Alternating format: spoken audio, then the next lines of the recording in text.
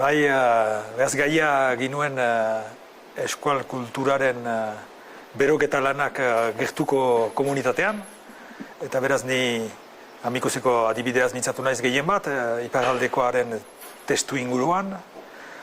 Bi gauza azpimarratu ditut, egin ditugun lanetan, azken 10-20 urtetan amikusen adibidez,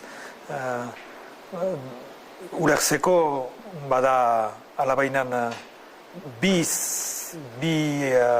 hildotan lan egin beharra.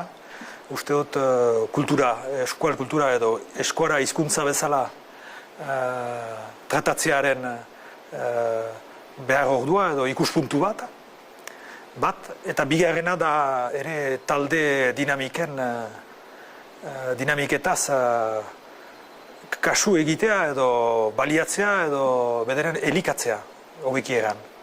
Eta hori gutitan aipatzen dugu gure arteko gauzetan,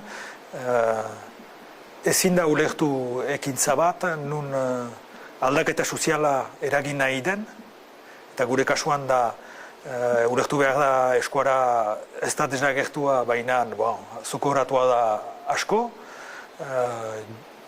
jende helduaren bizitzan ja parte txipi-txipia da, eta aurrenean biziki gutik menperatzen dute euskara, ez egiteko kasik 10% edo 15% izanen da, araiz, amikusen, eskuararekin kontaktu bat duena guti eski.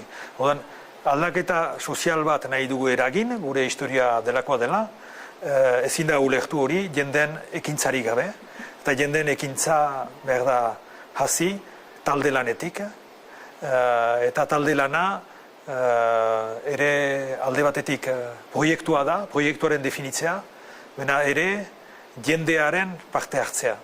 Eta bi horiek behar dira landu nahita ez,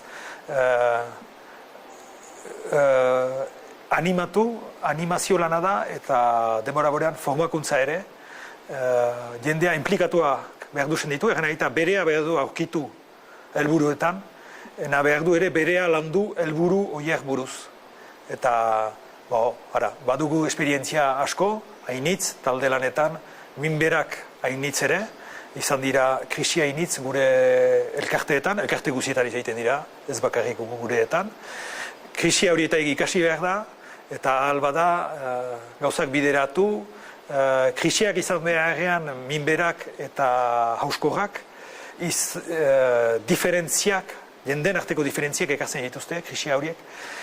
Diferentzia horien espresatzea da lagundu behar bereziki egunerokoan, jakiteko berezten gaituera zein den eta presiski biltzen gaituena zein den. Hori da, pixka bat, ene ustuko esperientziatik edo hori ekarri dut aldeatetik. Eta bigarrena da eskual kulturaren edo eskuarari emaiten zaion tokia. Eta hor nik nolazbait eredu batzu garatu dira, 19. mendetik jadanik, apezen talibanismo hartarik edo eganen dugu. 20. mendean modernotasuna eta amikusen oso presente da modernitatearen zerak eskuara gibilatu edo zokoratu duela. Eta bada azken bat orai mestizaia edo multikulturalismoa edo deitzen den hori nun eskuara azantz bat gehiago den munduaren sinfonian edo kakofonian.